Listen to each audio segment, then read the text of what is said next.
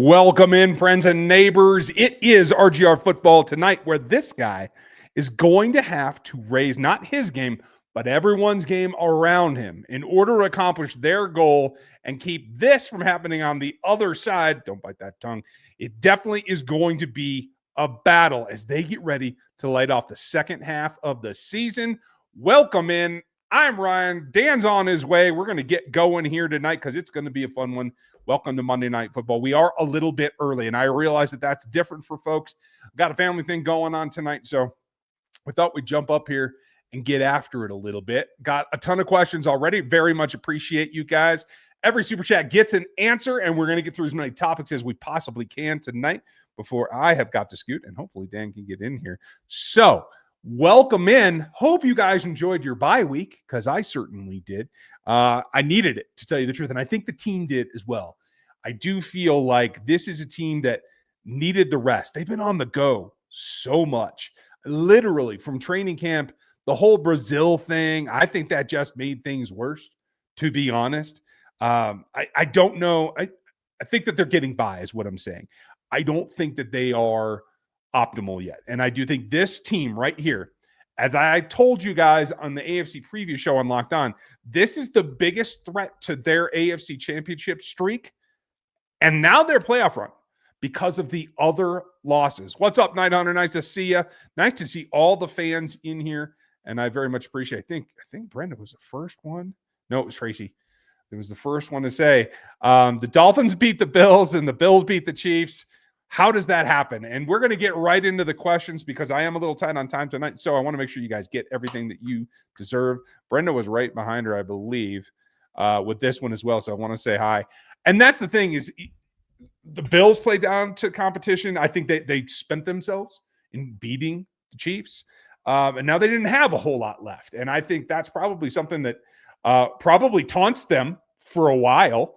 But it certainly doesn't make my life any happier because it's lost opportunity. And now you got to make sure that while the Broncos went out and played the Raiders, put up 10 points, and nearly lost to that team, it's crazy that happened. Those two teams alone were enough to frustrate me that this team, our Chiefs, need to get themselves sorted out and stop screwing around. Stop playing with your food. Stop trying to be cute. Just get after it. Because right now, as it stands now, with what I thought could have been losses for them, could have been a loss for the Chargers, really the only team above the Chiefs that played, I think, well this week was the New England Patriots. Everybody else was suspect by a long shot.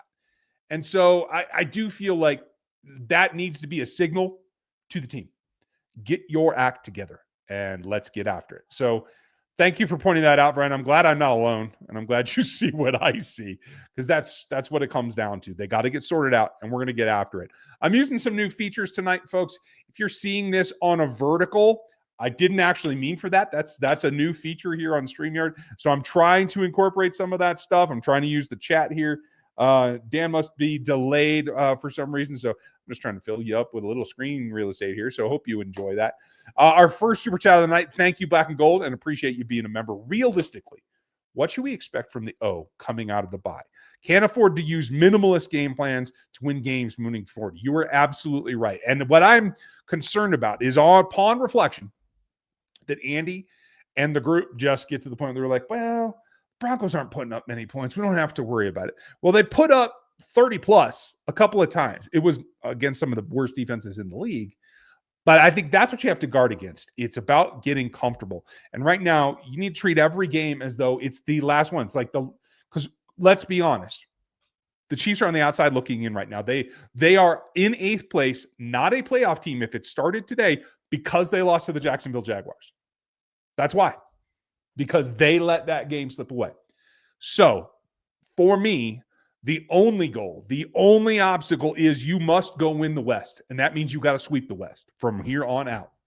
And that starts this week against these Broncos. The Broncos that I thought were the number 2 team in this division. Right now, it's not playing out that, or is it technically? Did it finally flip? I think maybe it did, and I'm wrong.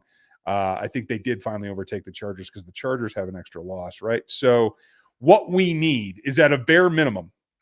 Yes, with Denver at 8-2, Chargers at 7-3, Chiefs at 5-4 is you need both of them to get another loss that doesn't come from yourselves.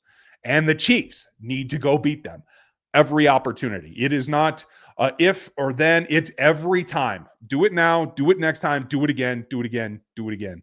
Snow in Southern Ohio, 900. I am sorry to hear that. Usually I'm the first one to get some. And it did get cold this weekend, but I didn't get any snow. So the imperative for the Chiefs is to get ahead of themselves and not let anybody sneak up on them, not to play with their food. And there's a ton of things that are going to go in. I'm sure we're going to talk about most of them tonight. And if not, I'll hit you with some more tomorrow. Dan coming up later in the week. Gary, as per usual, as we get ready. Got some great stuff. Our old friend Caroline is putting out content on the NFL 33. I know it's another subscription-based Substack, but I appreciate you guys checking it out, seeing if you're interested, because it's about the non-Chief stuff that does affect the Chiefs. And Caroline's over there putting out some great research and helping us out too. So really nice to have her back on board. Who are you rooting for this weekend, with the Chargers or the Jags, both ahead of us in the standings? Also, Thornhill got released. Love the show. Thanks, Chessmaster. I'm rooting against both of them, but right now it's the Chargers because I want that path to the West to be cleaner, to be easier, to get to the point where if it's the same situation and you tie head to head, I want them to have another AFC loss. So that's important to me. So that's where I would go this week. Also, Thornhill and another brother of other people have Thornhill comments in here. I'll probably have to sort them out as we go. Apologies there because I already did it. Dirty's one of them. To go with Chessmaster. Appreciate you. Here's the thing. I'm all for reunifications. Brad brought it up as well. I'm all for that. I like Juan. Juan's released because Juan's not playing well, and Juan's not able to help a team very much. And here's the thing. Who are you going to sit for him? Because Spags ain't going to sit Connor. I'll tell you that. And I don't want to see either CRW or Jaden Hicks lose snaps right now. Not to an aging guy, but I believe Juan's 31 years old. So the end's in sight. He's not going to play safety till he's 38. You know what I mean? So I think you probably do yourself a disservice if you bring him up. Do you sign him to the practice squad? Love that concept. Sure. I actually would think that not only would that give you a safety blanket, but it would give you a guy that's been there, done that, and can kind of coach him up a little bit. I do like that, but not as a 53. That's what I'm going to say. Washed up or not, I don't know. I haven't looked at film much since like the first couple of weeks for anything they were doing, just because it's a non-factor. But I do like the presence in the room. And as far as I understand, he left on understandable circumstances. Nobody super pissed off that I know of. So let's go with that. So Brad had a couple of them here in a row. He said, you and Dan think Texas linebacker Jacob Rodriguez, and should the Chiefs look into him as possible replacement for Dutrankel at will? Possibly. I've seen him make some plays. I've been more focused on their pass rushers. 9. I think it's Rain. Is that his name? He's a guy that captures my attention all the time. So while I would look at it, I don't think it's going to be. I could see taking a linebacker in the 3rd round. If you address your other issues, which are going to be edge, probably going to be corner, might be another tackle depending on how Jalen Moore works out, because I do like Jalen Moore, but he did peak and kind of fall. Let's see what he does. He might have to play for Juwan this week. We'll see about that starting tomorrow when we get practice reports. And I see a lot of you guys are in here thinking about the Chargers and Jags already. And that's a good point, Reigns. 2-0 already. That's crazy. I think it's worth taking a look at him. That is for absolute sure. And I do like that aspect, because Will has to be something. I think Bossa can do that. It's just first down that I worry about it. When obvious rundowns, I just still worry about him just a little bit. So it's going to be what it is.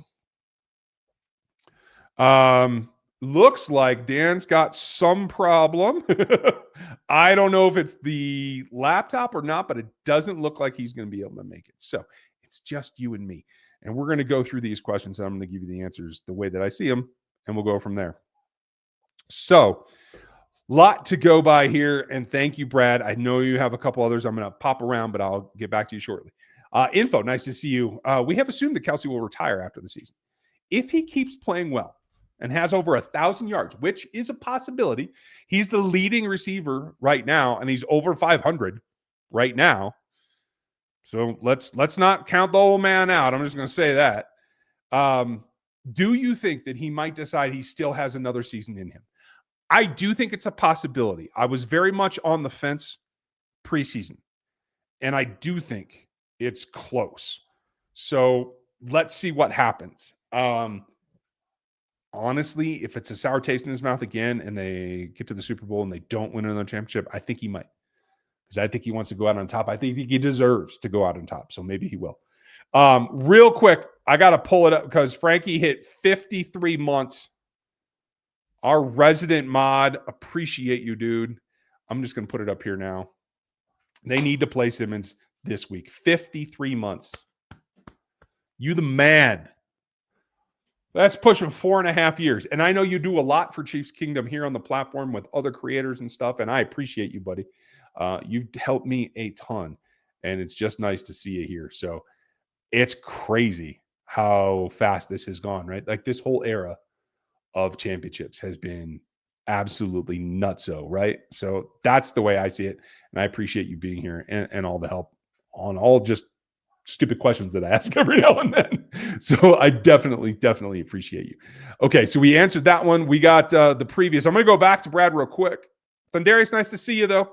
Appreciate you. And thanks for reminding everybody if you would smash that, like some of the CBS guys, the college CBS dudes do it pretty well. Smash that button. I like that. You might as well get up for it. You know what I mean? Brad, so I went to Monday Night Football game 2 weeks ago against the Commanders, and they got out-physicaled by that defense in the first half, and the same thing with the Bills, and they got to bring it against the Broncos. And I think you're absolutely right, and I think they absolutely know that they have to, because like I titled this stream, this is the biggest threat to the AFC division, to the AFC West division. If you want to keep your streak alive, you got to beat these guys, and you know that they're physical, and you know that they come after you. They got 3 guys that have 38 plus pressures on the season. It's not just Benito. It's not just Cooper. It's him and Cooper and Zach Allen, who's going to come right after Kingsley Suamataia. Kingsley's been playing great, but he's got a tall order this week because this 3-man front can get after you. And so they play physical. Even the speed rushers, they still play physical. So you got to bring that. You got to be ready. You got to be on your game. And I don't mean just the offense. The defense has to do it too, because it was a little soft last week. And I think this offensive line of the Denver Broncos can get got. So you got to bring it on the defensive side too. And that's up to my guy, Chris. And that's why I put him in the front here when we started the stream. Chris Jones has to not just elevate his game. He has to elevate everybody else. If he's going to get his butt kicked with doubles and triples all game, they have to take advantage of it. He cannot allow them to be complacent. He has to take it personally. He has to get fired up and therefore get them fired up. And I am convinced of all that. And I appreciate you. Cole, hope you're doing well. My biggest Chiefs fear is that they pull New England and keep their elderly Super Bowl winning coach way too long. With Steve Sarkisian interested in the NFL head coach, would you retire Andy Reid to hire Sark? No. If it was somebody who had coached in the NFL, had been head coach in the NFL, maybe I would consider it. But no, I am not retiring out, sending out to stud a Hall of Fame coach for a college coach. It's not the same thing. Ask Nick Saban. It's just not the same. And I won't make that adjustment. Would I hire him as offensive coordinator? Sure. I would definitely do that. If Matt Nagy gets attention this offseason, I definitely think he will. Maybe that's the compromise, buddy. Maybe you bring him in, you make him the OC, and it would be atypical of Andy because he's not in the tree and he does his own thing and that's kind of thing, but it would also be a signal of handing the baton off. So I like where you're coming from. A little bit more innovation would be good, but I got to tell you, I'm not so sure the quarterback would dig it. I think that might rile up PM15, and I'm not about doing that. So that might be detrimental to the team. It's probably the best way I would put that. So I'd hold off. But let me know if you feel that strongly that they should. Kyle, nice to see you. The recipe for beating the Chiefs is getting pressure on Pat with 4. The Broncos will get to Pat with 4. How did the Chiefs win this game? Well, it's very, very simple. You have to take advantage while they're out there. That means attacking the outside corners without Pat Surtain fast. I mean running slants, running digs, attacking them so he's not standing in the back of the pocket. And he's done a better staying in the pocket and not drifting out the back.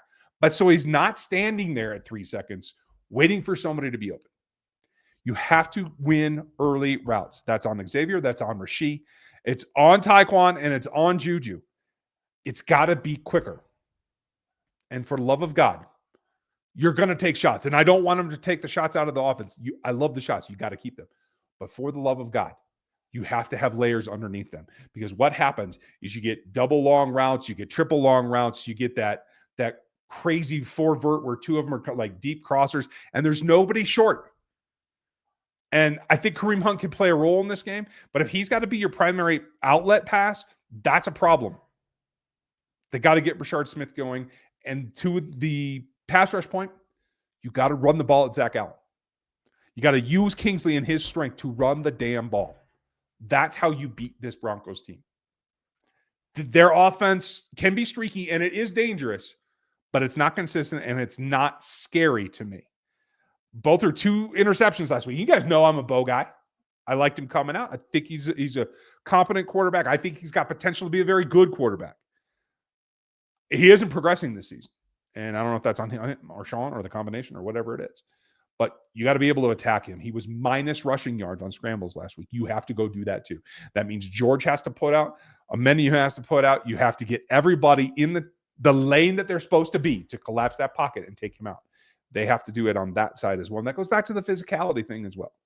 So that's the recipe. We're going to break it all down for you on Friday and give you the actual game plan. But that's the broad strokes of how you beat this team. Thanks, buddies. Appreciate you, Kyle. Appreciate you, Green. Do you think the sports gambling is ruining sports? I think it's a distraction. And I do think that maybe not football, because I think they've done a better job than other leagues at monitoring it. Especially knowing like what your players are doing when they're in their building. I do think the NFL is ahead of some of the other leagues, but baseball, NBA, I do think it's a problem. And I do think this goes back to the UNLV days, like when you can get to the players, it's a problem because then outcomes of games are in doubt. And even if they're not changed, if they're in doubt, it has a negative effect on the sport, whatever that sport happens to be. And so I think it's having a detrimental effect. I agree. I wouldn't say it's ruined yet, but if it keeps going like this, it definitely could be. So let's keep an eye on it. So thank you, Green. Appreciate you. Thank you, Angler. Nice to see you. Chance we get more runs from Rashard. I thank you for being a member, and I will tell you this. They better, damn it. That's my best answer, is if they don't, then we're all in trouble. So it's going to be what it is. But they might get Pops back. We'll see. We should have a first injury report tomorrow. Let's see how he looks. And if not, then they might hold off one more time because they really want to hold that for some reason. And they don't want to give stuff away. I think we might see more Wildcat before we see more Bouchard, especially in between the tackles, unless Pops is out yet again. So let's see what happens. But I definitely want to see more Smith. It's time. Maybe the bye week is what loosens that up. Maybe they're comfortable at this point, and I would like nothing more. Can we get rid of starting off? Can we get going off the start? Sorry. Totally read that wrong, Beach. Appreciate you, and thanks for being a member. That's the thing is like, don't allow them to be comfortable. Get them out of their game plan. Enforce your will on them. That's what you need to do. And I agree. You got to do that by scoring points early. Instead of this 15 that the last 2 years has been kind of Andy's script to the beginning games has been more exploratory, it felt like to me, where he's trying to find the weaknesses instead of just finding on film and attacking the hell out of it until you break it and they have to change. I agree. I would like to see them be more aggressive and less all over the place in the first 15 and really, really go after that defense from the get-go and set that tone. Thank you. Appreciate you. I'm glad it's here, but I just want to say, FLEB, appreciate you. You are the man, and I see you more and more around, so I am really glad to see it. Cheers, buddy. You the dude. Super sticker. Thank you, Angela. Appreciate you. Thanks for that. Hopefully there's a question in there. I'll go back. I'm flying solo tonight, so I am going to have to go back because it's hard for me to see him real time. But Beach had another one. After the bye, we will see 31-8. Will we see 31-8 more? That's the question. I don't know. I would like to think so. I'd like to see him spread it around, but if it were a week 12 bye, maybe I'd put it this way. If it were a week 12 bye, I'd feel more comfortable in that, right? It's not. The week 9 thing is good, but it's not as late as maybe they wanted. Although I will say this, with the way that their season started and they had to go after, they had to go to South America and they had to do all that. Like, I do feel that they were a little bit more worn out. So let's hope that they can get there. Fulton in particular, I don't know what's going on with that. It doesn't make a whole lot of sense. Clearly, they're comfortable with it because they haven't released him, even though he doesn't seem to be able to suit up.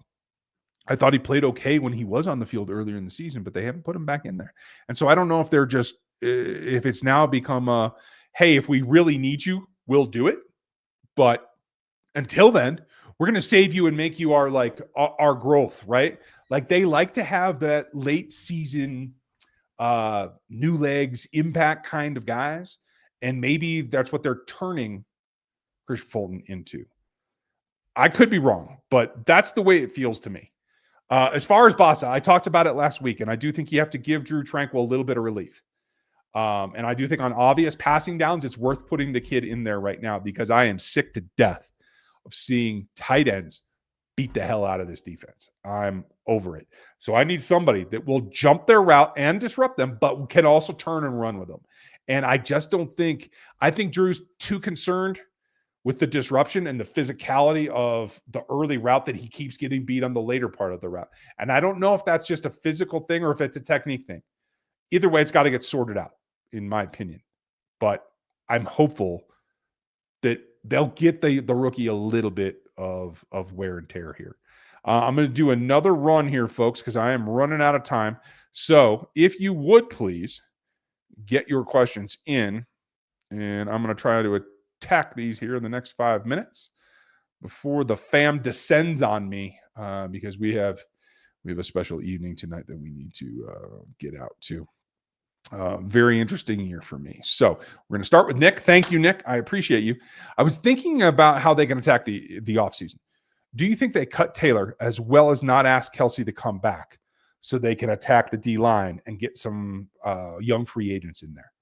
They will not have Taylor back, I guarantee you. But the problem is that doesn't relieve anything. They're 38 over the cap right now. He's only 27 against it right now. And it's not going to give them that much relief. They're not going to get under just by cutting Jawan Taylor. They're going to have to do more.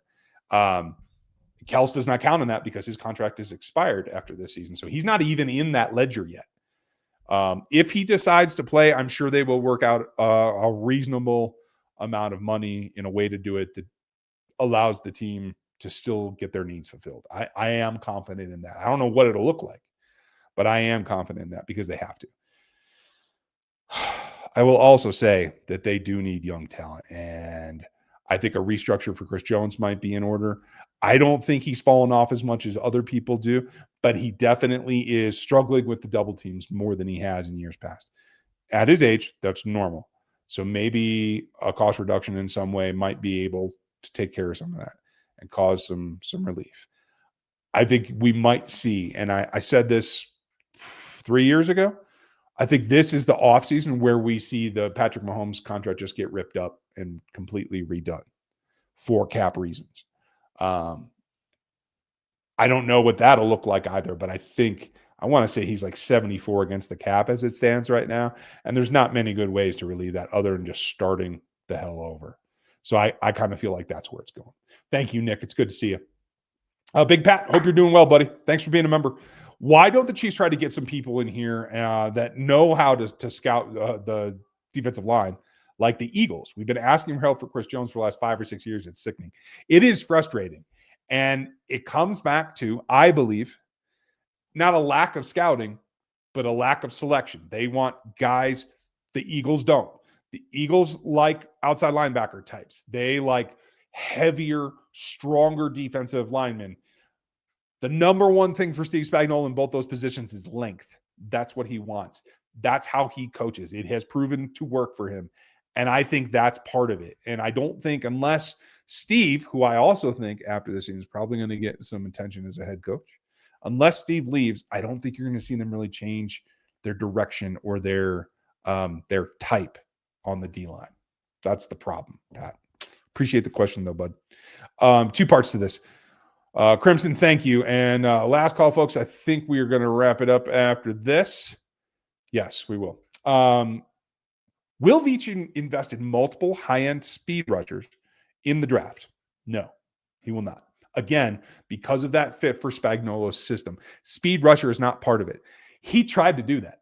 Brett Veach tried to go give him a speed rusher to try to bring that element, and Steve Spagnuolo wouldn't use him or couldn't teach him.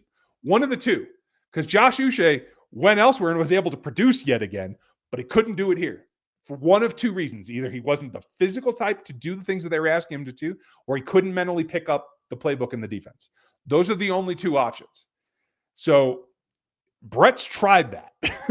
In my opinion, Brett Veach tried to give you a speed rusher, and it didn't work. And the really interesting thing is a lot of people consider Boye Mafe a speed rusher, and I never thought that he was truly. Dan and I were there at the Senior Bowl, 10 feet from him when he's working on the D-line drills, and he plays with good power, and he has speed to power, but I never thought he was an absolute blast your ears off, first step, beat the hell out of you kind of guy. So I don't think he was that kind of answer, but I can understand because of that, because he had a little bit of it, and he played with power, and he had good length. He kind of fit into what Spags wanted and what Veach wanted. But I do see a disconnect here between the front office trying to get a little bit more speed rush and the coaching staff not really being willing to use it. That's what I see.